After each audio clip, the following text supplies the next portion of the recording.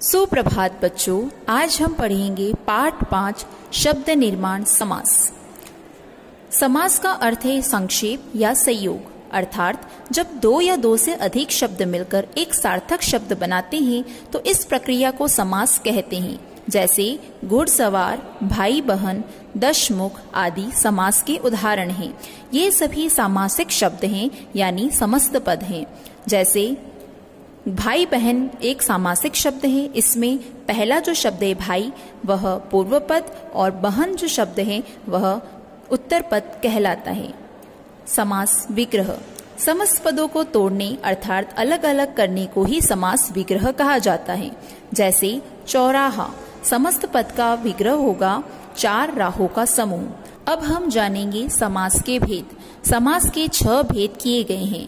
Number 1 अव्ययी भाव समास, number 2 तत्पुरुष समास, नंबर 3 कर्मधारयी समास, नंबर 4 द्विगु समास, नंबर 5 द्वंद्व समास और नंबर 6 बहुव्रीहि समास। आज हम पढ़ेंगे अव्ययी भाव समास। जिस समास का प्रथम पद यानी पूर्व पद प्रधान हो और वह अव्यव हो उसे अव्ययी भाव समास कहते हैं। जैसे आजन्म, आजन्म शब्द का अर्थ होता है जन्म पर्यंत। इस शब्द के अंतर्गत आ पूर्व पद है जो कि अवयव है, इसलिए यह शब्द अव्ययी भाव समास के अंतर्गत आएगा। इसी प्रकार कुछ अन्य उदाहरण भी देखिए। यथाशक्ति, प्रतिवर्ष, निडर आदि। इन सभी शब्दों में प्रथम जो शब्द हैं यानी यथा, प्रतिवर्ष में प्रति, निडर में नी, ये सभी अव्यय शब्द हैं। इन यथाशक्ति का विग्रह होगा शक्ति के अनुसार, प्रतिवर्ष का होगा हर वर्ष, निडर का होगा बिना डर के। ये सभी शब्द अव्ययी भाव समास के अंतर्गत आते हैं।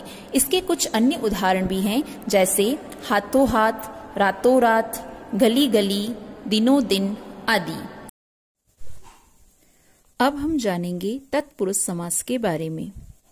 जिस समास में उत्तर पद प्रधान हो तथा समास करने पर दोनों शब्दों के बीच कर्ता और संबोधन कारकों की विभक्तियों को छोड़कर शेष कारकों की विभक्तियों का लोप हो जाता है, उसे तत्पुरुष समास कहते हैं।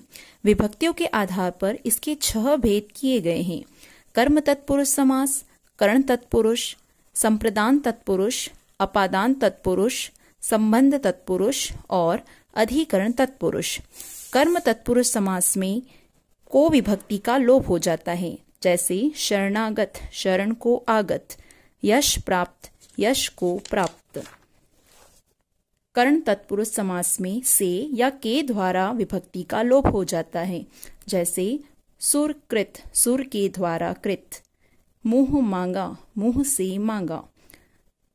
संप्रदान तत्पुरुष समास के अंतर्गत के लिए विभक्ति का लोप हो जाता है। जैसे युद्ध भूमि, युद्ध के लिए भूमि, हवन सामग्री, हवन के लिए सामग्री। अपादान तत्पुरुष समास में से विभक्ति का लोप होता है। जैसे रोग मुक्त, रोग से मुक्त, जन्मांध, जन्म से अंधा। संबंध तत्पुरुष समास में का, की, के विभक्ति का लोप हो जाता है। जैसे घुड़दौड़, घोड़ों की दौड़, दीनानाथ, दीनों का नाथ। अधिकरण तत्पुरुष समास में और पर विभक्ति का लोप हो जाता है। जैसे आनंद मग्न, आनंद में मग्न। आप बीती, आप पर बीती।